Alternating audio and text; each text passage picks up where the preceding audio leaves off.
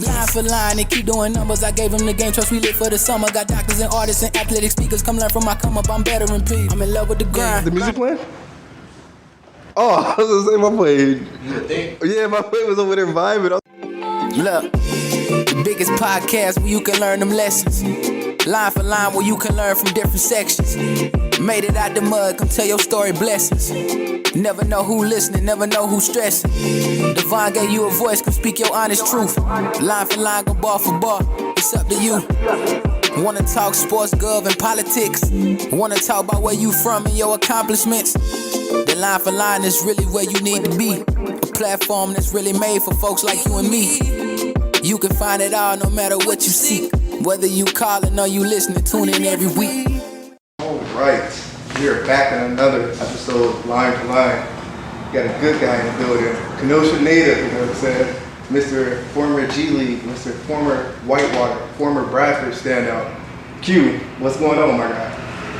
Not much, man. It's a pleasure to be here. Thanks for having me. The warm welcome, man. I kind of forget some of the accolades I have sometimes, so.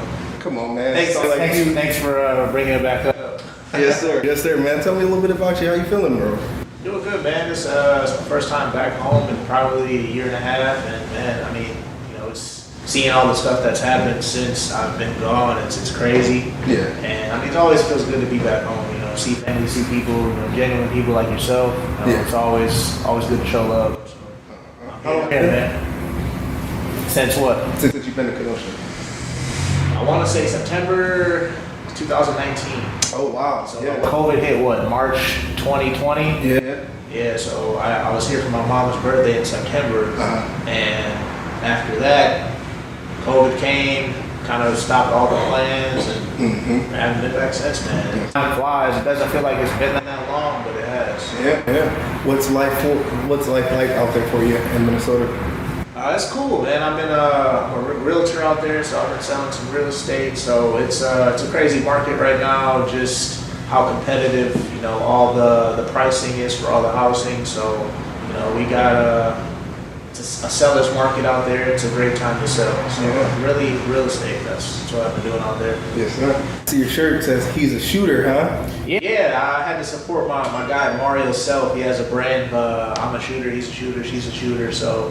He plugged me with some gear, and had to show some love. Yes, sir. He's also a Wisconsin native, so. Yes, sir. Since today's segment is sports, just tell us a little bit about how you got into sports, you know? Man, just really growing up, you know, I was a child, you know, we're all active as a kid, and, you know, you find that one, you know, niche that you think you'll be good at, and with me, you know, I was kind of the only child in the house, you know, the young one, and I had a basketball hoop on our garage. And, you know, I didn't have a brother or sister to play with at the crib. So it was either, you know, I'm on the PlayStation or I'm outside shooting around. And, you know, I just kind of fell in love with the game just by my own, you know, own self. Just being outside, working on crossovers and, you know, just shooting baskets, just trying to, you know, find those objectives to accomplish. Like, I want to see if I can make it from here, from this side, this angle, this type of shot. I think all those hours of training as a kid, it just kind of instilled into me that, okay, basketball is what I want to do. It's what I like the most as far as sports. And, you know, I kind of dibbled and dabbled with football as a kid pretty much until high school. And then I just decided, you know, let's just stick with basketball.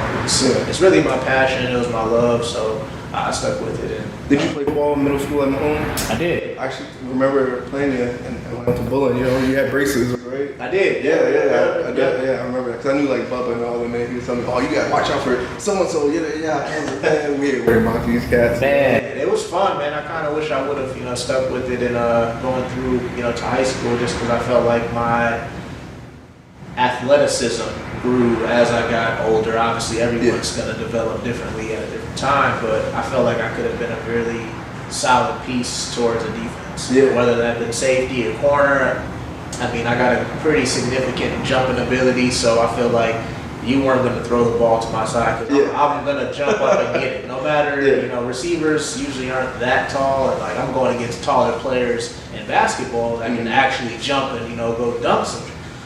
But as far as football, you got maybe 6'3" to 6'5" receivers at best, and that's in college and pro. In high school, you're seeing anywhere from 5'9" to 6'2", 6'3" receivers. So it's like, all right, I'm really not worried about the size. Like my speed, agility, vertical, my hands, hand-eye coordination. I feel like all of that just kind of would be a stepping stone towards those attributes. Dude, you used to jump out the gym at Bradford, bro. Like, you used to have it lit. You would, like, take the top off the building, bro. Seriously. I had a few highlight plays, man. It was fun. I still got some young legs in me. Yeah. I don't know if I'm jumping like I was back then, but we still can dunk and everything. Yeah. We still feel good. We still got some young years left of our youth, but it's cool, man. I'm kind of happy with the progression that I've taken. Yes, sir. So I do have a question that a bunch of people told me to ask you, bro. Yeah. Why did you cross that dude over like that in my trailer?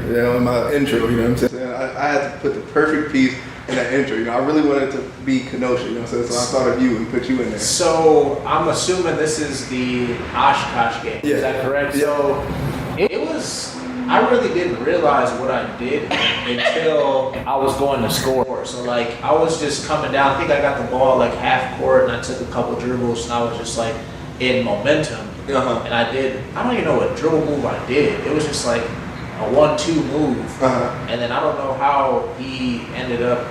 Like, it was just so quick. Maybe he wasn't ready for it. That was super quick, bro. It happened fast, and I looked at the highlight tape, and I'm like, this dude was like almost on his back. Yeah. Like he stumbled, and, like had to use his back arm to like keep him up on the floor. And I'm like, I mean, I didn't intentionally do that, but that's how it happens. You were a dog for that, bro. Like, as soon as like that intro first dropped, everyone kept saying, dang, why did he do it like that? Why did he do it like that? So we usually get our film, I don't know, maybe a day or two after we play the game. So we had this little system called Huddle, where basically you can watch the entire game or watch clips, highlights, whatever you want to see. And I always watch the games, maybe a day or two after we play, before we play the next game, just because I want to like highlight some things and see maybe I could have did this better. Maybe I didn't do a good job of this, and just pretty much critique myself and also my teammates. Like, what could I have done to help that person? Yeah. And I was watching that game. I'm like, whoa, I made him do that. And I didn't even realize it, because after I did it, I was already past him and I was going up for a layup after that. So it's like, okay, you see some things you don't see on film after the fact, but when you're moving at kind of the speed that I move, you don't really realize what's going on in the moment. A speed demon out there. Can you tell us a little bit about what you missed the most from college basketball? Man, really just the experience, man. I had the privilege to, go to 2 Final Fours, 2 national championships. We made the tournament every single year. We were deep in the conference tournament. It was some good teams in our conference that we battled with. So just really the experience, man, just being able to play in front of fans, because now fans are coming back to like the NBA. There was some fans in college for like, I guess, the tournament, but it was like limited capacity. So it's like just being able to play in front of a packed environment, having fun, just stress-free. Like, you're playing basketball. Like, we look at it in perspective that, there's a lot of people out here that are going through some things that they're actually worried about. Like, people are worried about their next meal, what they're going to do for this bill or that bill. And, we're out there playing basketball. So it was like, I never was stressed. Like, people were like, oh, well, you hit the game-winning shot to win the national championship. And I'm like, well, make or miss, like, how much different was my life going to be after the fact? Like, I was still going to be able to do what I wanted to do or pick what I wanted to do. It's like, some people just don't have that privilege. So it's like, it's a sport. Like, I was having fun with it while I was playing, so I never looked at it like, oh, I'm stressed out because I'm missing shots and this and that. Like, it's a game. Like, it's gonna happen. No one's perfect. Like, that's the thing about sports. Like, yeah, you can have a perfect game, but how rare is that gonna happen? Who does that on a consistent basis? Like, you're gonna have mistakes. So more so worry about what you can control. So if you're gonna make mistakes, that's fine. Just move on to the next play. Don't dwell on it. And that was my kind of initiative. Like, I never was worried about something for too long. Like, in basketball, it's next play. Like, you turn it over in the first quarter, it should be gone out of your memory the next play. Like, all right, I'm gonna focus on not trying to do that mistake again. As in perspective, we can take that over in life. Yes, So sir. you do something once, like, you know, if someone gets in trouble and they end up having to go to jail, that time that you get is the lesson. You should learn. You should learn from it, you know. And it's those type of things that, you know, you just grow from it. So I treated basketball the same way. Yeah, it's crazy that you said that, 'cause I remember listening to Gucci Mane talk about his time in prison. He was like, I'm just thankful that they gave me something that I can manage, you know? I can still recover from this. I can still learn and use this time to really invest in myself, you know what I'm saying, before I can go back to the world. So I definitely like he said that, bro. Yeah, and, you know, Guap's my favorite rapper, so, you know, that's huge, man. That's real. That's why I had to throw that in there too. I know, you know what I'm saying? You got to know your guests, you know what I'm saying? You got to know what they like, who they like, and all that fun stuff as well too. So since we are talking about sports, obviously this is a sports-related topic. The whole Kwame Brown ordeal, you know what I'm saying? Like, do you see both sides of the fence? Like, do you see like right and wrong with like what he says and stuff like that as well too? So, I guess in detail, what are you talking about as far as what Like, they my favorite thing that he said was when they were talking about him being a bust, you know what I'm saying? He was like, dude, that was 20 years ago, you know what I'm saying? Granted, I stayed in the league 12 years, you know what I'm saying? So I don't consider that to be a bust. Yeah, so I'm just gonna take this back to, you know, perspective, just because, I mean, what do you consider a bust? Like, all right, we have a lot of players that are in that same, you know, position or shoes. Like, they didn't pan out to be what the world expected them to be. Mm-hmm. So it's like, all right, if you're a number one pick, you have all these barriers and expectations put on you immediately before you even play your first professional game, just because you had so much hype coming into the draft and you're the number one pick, so you're supposed to average 20 your first year and be on a winning team, but that's not how it works. Unfortunately, you know, if you're becoming the number one pick, you're going to probably the worst team. Yeah. So it's like, all right, now you're in a transition period from making that team the worst team to making them somewhat of a contender in the playoffs. All right, now during that time of making that team a contender, you also have to perform yourself. And it's, I mean, injuries play a huge factor in that. You know, Kwame had some injuries as well. And, you know, there's a lot of players that go through that. You know, it's not all glamorous as people think it is. Like, it's definitely not as sweet, but those expectations are heavy. Yeah. You know, you gotta try to perform. People can say he's a bust, but then again, at the end of the day, his family's taken care of. That's what matters. You know, it's like, all right, basketball is one thing, but what is the main purpose of you doing this? Like, you were good at some point, good enough to get you to this point to make millions of dollars. You're set for life. Like, all right, anybody can call you whatever they want to, but and you're in an entirely different situation than what you came into. Yeah, and I say this all the time too, like across all sports, like how often do we see someone go to a situation that's really not the best for them, you know what I'm saying? Because if you look at what he said, like they grabbed him with the intent to trade him for Elton Brand, you know what I'm saying? And it's like, he was 17, 18, going to Michael Jordan, you know what I'm saying? Like, come on. I mean, you going with Mike. Mike was like,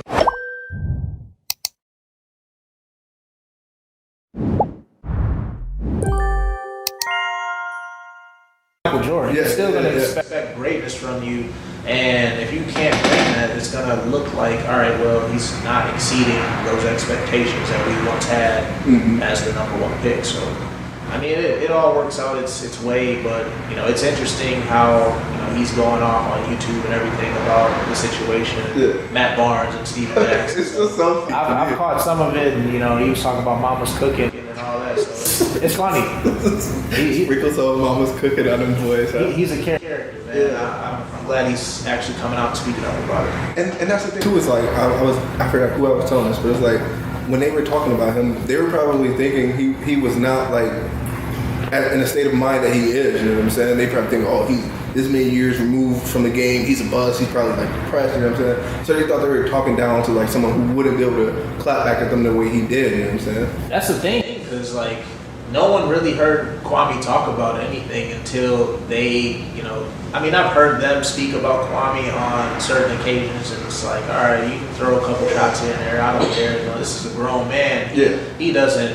He's not bothered by that, but when you continuously do it and like expect him not to say something, then now that he's talking, Now it's like, oh, he's actually awake and alive and is paying attention to what we're saying about him. Yeah. And he's coming back. So now they're getting what they're asked for. Yeah. So it's always funny like when you wake a giant up like that, then all of a sudden it's, oh no, we're sorry, or well, look at him now, he's like, what?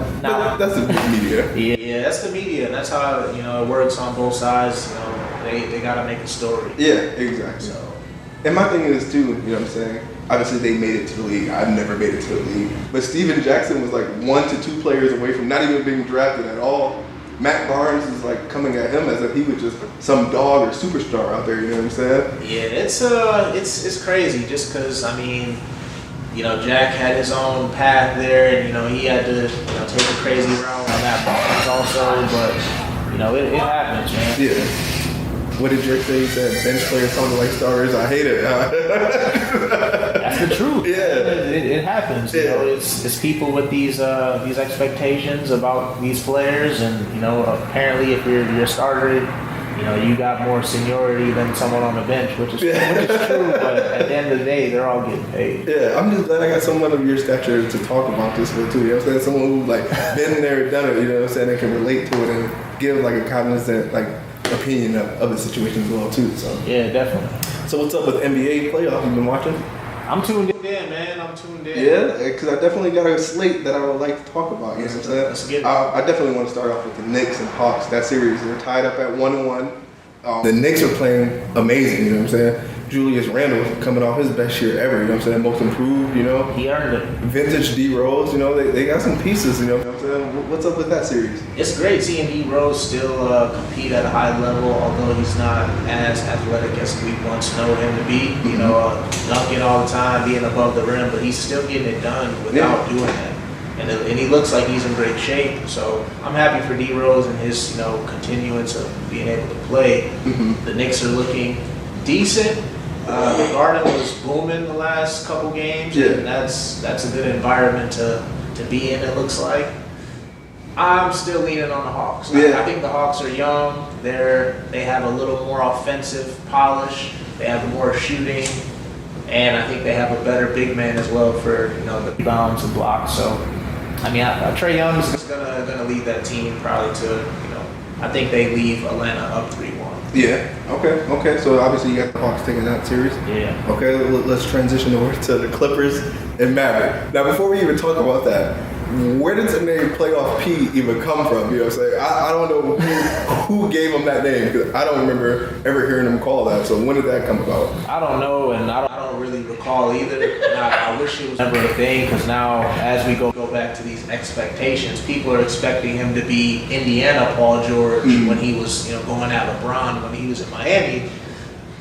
He had a pretty devastating leg injury, and he's not the same player as he was then. Mm-hmm. And Playoff P is, I don't know who gave it to him, but they should take it back. Hey, why somebody say pandemic P? Come on. That sounds about right. Yeah. But as far as in that series, I have to go back and just kind of reiterate what I said. So on my podcast, maybe about a week ago, it might have been 2 weeks, I mentioned that I had the Clippers making it pretty far in the Western Conference. Oh no, I was like, those words now? It's only 2-0. I'm eating those words, yes. Okay. The way Luka's playing and Dallas is playing, I don't think the Clippers have a chance to win that series. Are they gonna get swept? I think they can get one in LA. Okay. I don't think they win back to back. No. I don't know how strong not LA, actually, they're in Dallas now. Yeah. Who had the 4C? I don't know who was playing at home or away. Were they in Dallas? Yeah, Dallas. They were in Dallas, so they're in LA now. I don't know. I don't think they get 2. Yeah. I think they go down 3-1 going back to Dallas. Yeah. So, and there's just like a lot of holes in that team now, you know what I'm saying? Obviously Kawhi's Kawhi, but you got this vicious dog in Pat Beverly. It's like he's looking like a house cat, you know what I'm saying? Like, Luka's a problem. He's a problem. And he's talking good trash too, so he doesn't care who's on him, who's guarding him. He's just trying to go at Paul George, Kawhi, Pat, Bev. Like, you don't have an answer for that guy, and he makes the right play. Yeah. He's going to pass when he passes. He's still putting up 30 plus, over 7 assists. I don't think offense is the problem for the Clippers just because Kawhi can score at any time. Pandemic P, he can get a bucket, pretty much whenever he wants as well. But I think their problem is more so getting the stops on the defense. Dallas can shoot it well. They have a good bench. KP is back. He's still playing. I think he's pretty healthy now.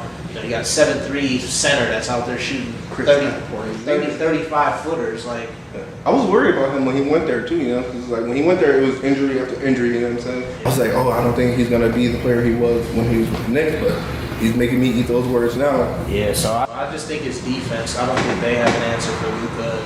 His playmaking. Yeah, I'll say that as well too. Now this series right here, I'm eating my words on this because I gave Celtics so much credit. And granted, it's only 2-0, but I gave the Celtics so much credit. I was like, they're a team full of young dogs, you know what I'm saying? But then, like, Jaylen Brown went down a couple games leading into the playoffs, too. I was like, oh, that's a huge devastation for them right there as well, too. Yeah, that definitely makes a difference. I don't think they would have won the series with Jaylen Brown, but it would have been more competitive for sure. Yeah. I mean, they were down, I want to say they were down double digits in the first half. Both games, I probably believe that's going to be the case again tonight, although they're in Boston. I think Kyrie has more of a reason to go off because he's coming from Boston. That's going to be a sweep. Yeah. What? Yeah. Okay, calling it. I mean, the Nets are they're too much. James Harden's back, he's healthy. Durant's obviously a problem in the playoffs. He's a problem at any time. Kyrie's a bucket. They have good role players around. They're going to do it. Who'd have thunk that we would see Blake Griffin, like, not saying returns from himself, but, out there doing something, He's contributing. For sure. Obviously, him in Detroit was not the best situation, and he was also injured there as well. So I don't think that was the best situation for him coming out of the Clippers. Yeah. But I mean, he's healthy again. He's playing better. And they're doing well. Yeah, definitely. I definitely got the Nets taking that as well, too. Then we'll go over to the Jazz and the Grizzlies. Bunch of young studs there going at it, So before Donovan Mitchell came back, I was pretty concerned. I'm like, okay, well, without him, they kind of have a little closure on defense. They don't have to worry about a guard like Mitchell that can get his own shot, that can score at will, that can defend elite guards. It's a good situation for the Jazz now that he's back. The Grizzlies, they're competitive. John Morant's been playing great. And it's more so, the big man in the middle. Gobert is challenging everything at the rim, so they can't come finish easy. That's what they're used to doing. That's a great rim protection right there, Gobert.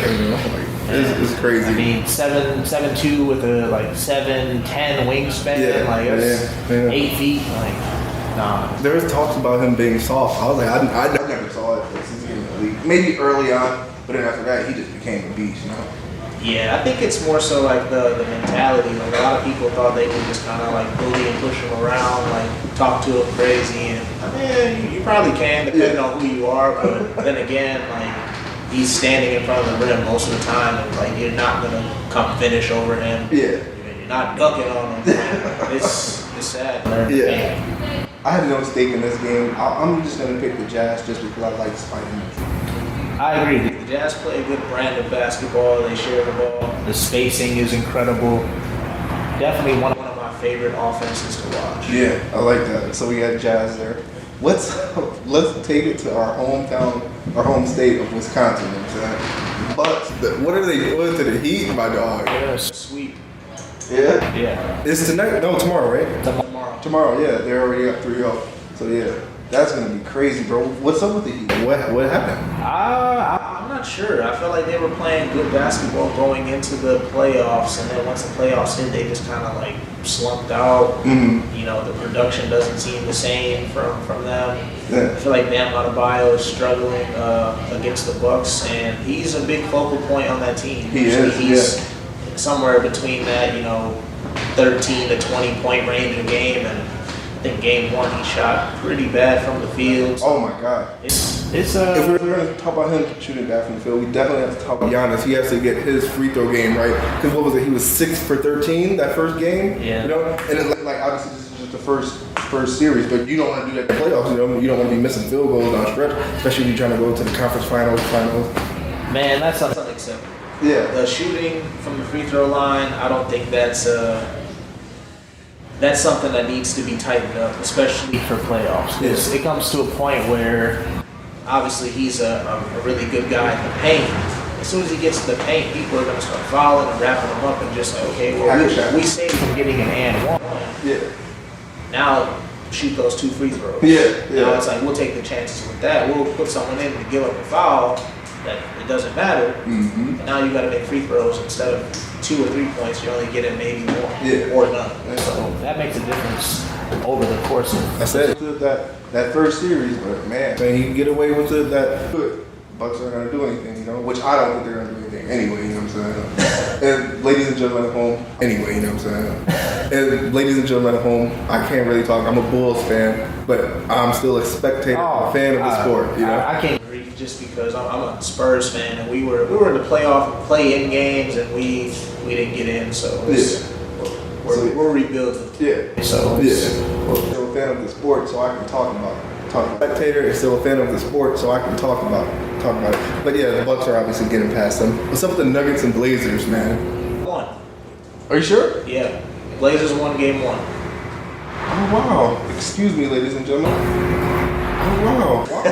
What? I thought it was 2-0. Blazers won game 1, and then the Nuggets came back and won game 2. The Nuggets came back and won. So I didn't look stupid later. Correctly, you know what I'm saying? So I didn't look stupid later. I'm going with the Blazers on that just because the Nuggets are without Murray, correct? He's done.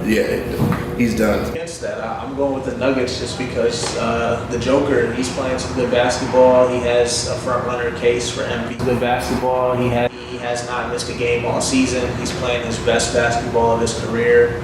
I think he's going to take that. Ball of his career. I think he's going to take that. I hope they do not give the MVP to Curry. I think Jokic does deserve it as well too. Yeah. So you think the Nuggets will win that? CJ are playing pretty well too, but it's going to take more than just them. I think they can be kind of contained. I think they can be kind of contained shooting. But then again, it depends on what your other teammates are doing as well. So they can both have 30. But what is the bench unit doing? What are the other starters doing? Yeah. You know, Joker's out there causing double teams. He's passing. He's giving up, obviously points for assists sometimes. Yeah. He's a great passer, so he's a great passer. So Michael Porter Jr. He's playing well. I just think they're a better brand of team basketball, and that's how you win in the playoffs. Like I said, I'm glad I got someone of your stature who I can go back and forth with about stuff like this as well. All right, now let's take it to LA. You know what I'm saying? 1-1, Phoenix 1 game 1.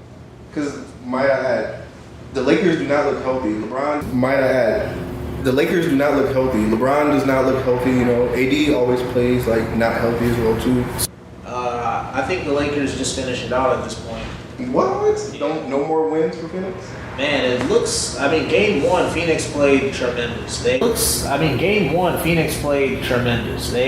made every shot they were supposed to make.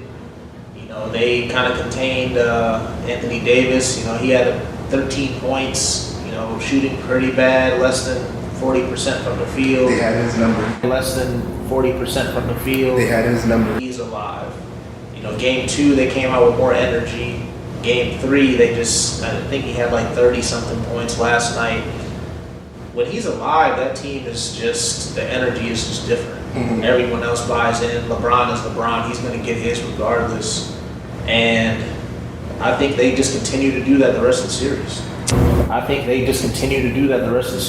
Dominate this team. They're bigger than them. More experienced. Chris Paul's kind of hurt now again. For every playoff season, he has some type of injury, unfortunately. Yeah. But I just think that But I just think I got money riding on this with like one of my biggest hecklers. You know what I'm saying? Well, for your sake, I hope I'm wrong. I don't know about this. I don't know about this. I think it's gonna be sweet. Yeah, that's a sweep. Sixers are a great team. They were the number 1 in the East. They are playing their best brand of basketball. They're healthy. Ben Simmons looked like a whole nother animal this year. He's been balling, man. Yeah. He's been playing well. Also, I do want to see him get a consistent jump shot. I think that would take his game to the next level. Mm-hmm. But overall, they're playing great. Yeah, I don't know what Westbrook's problem is. It just seems like I don't know. It's hard to see him really gel with people and just like stay consistent at winning. You know what I'm saying? Obviously, he has got to give him time. He's a dog, but it's just like he just fails to execute. So it's tough for, I guess the groups that you get placed into in the NBA. Like he was with the Thunder after, James left, KD left, and he made that team a playoff team still. Yeah. He still got triple-double average. Like he can just by himself put up some crazy numbers that'll give his team a chance to compete. Yeah. Obviously, it's different in the regular season than it is in the playoffs. Now he has, Bradley Beal. That's a little help, but I think that team overall is just not. Yeah, they're not ready. They're kind of young still. They're developing. I think he's helping mold those guys to becoming better players and teammates. But overall, the organization, I don't think they're ready to take that next step. So we could see them in a similar spot next year, if not a better position as far as the playoffs. I could see them as maybe like a 6 to 8 seed, somewhere in that range. Yeah. Man, yeah. So I definitely have the 76ers taking that. If you had to say, who do you think is running with it all this year? Personally, I think the Nets. I'm just super excited because I said that before the season started. I was like, I think the Nets have the possibility to take it all, And granted, I didn't know that the Lakers were gonna go. I'm not saying they're going downhill, but have like the injury issues that they have, the lingering injuries that they have. You know what I'm saying? I definitely think that if they make it to the Lakers, the Nets are just gonna be too much for them. You know what I'm saying? So it's a unique situation. So if the Lakers end up playing the Nets, I think it's like, all right. So the Lakers have the advantage in the paint. Mm-hmm. They got Anthony Davis, they got Andre Drummond, LeBron. He's gonna get in the paint whenever he wants to as well. They have the size advantage, but I feel like the Nets have the scoring advantage.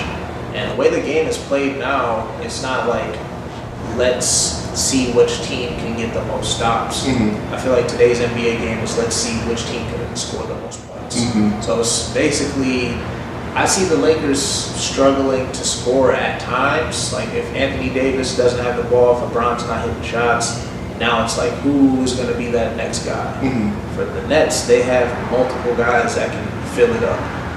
So I think that's the difference between.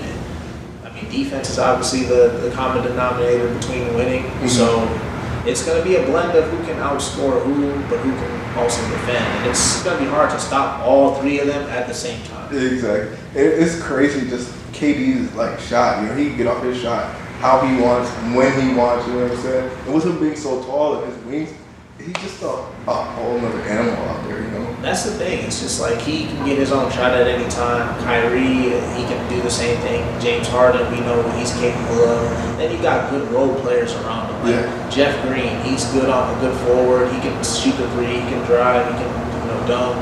He can do all the things you need him to do. Joe Harris, sharp shooting. Oh my God.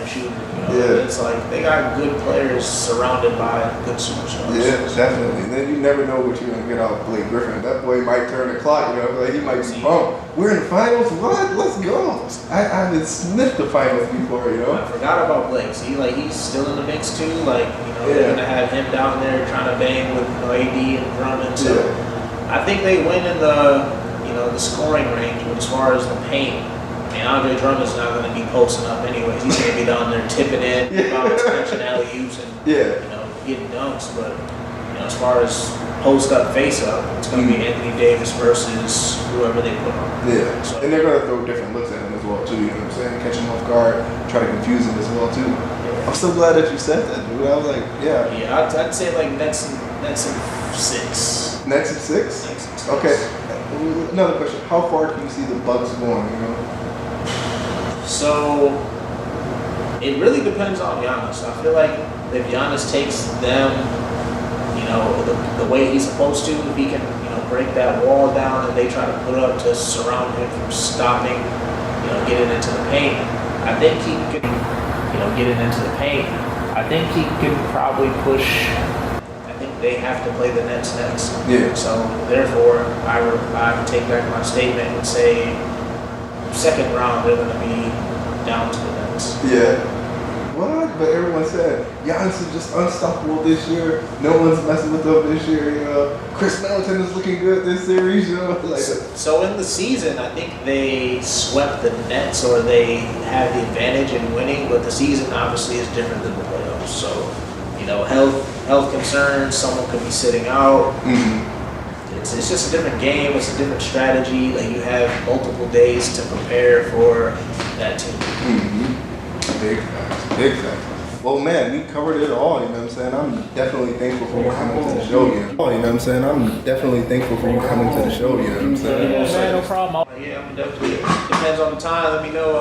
Put it in the schedule, man. Depends on the time, let me know. Get one in person, you know what I'm saying? When we did our visual one too, you know what I'm saying? Yeah. Because I was like, dude, it just feels different when you got your guests right there, you know what I'm saying? It's a different energy. Yeah, sure. you can laugh and joke with them and stuff like that as well too, you know what I'm saying? It has me, I have 2 dogs, so it's hard for me to record at the house because like my dogs won't sit still for nothing. You know what I'm saying? I could imagine. Yeah, I remember telling you, like, oh, excuse me, dude, my dog's in here acting wild. I got a puppy too. I was like, man, it'd be hard. So I was like, anytime I can get in person, I'm definitely down for in person, bro. Yeah, I'm glad I could pull up and make it happen. Yes, sir. Thank you for coming out line for line, my guy. No problem. You calling or you listening, tune in every week.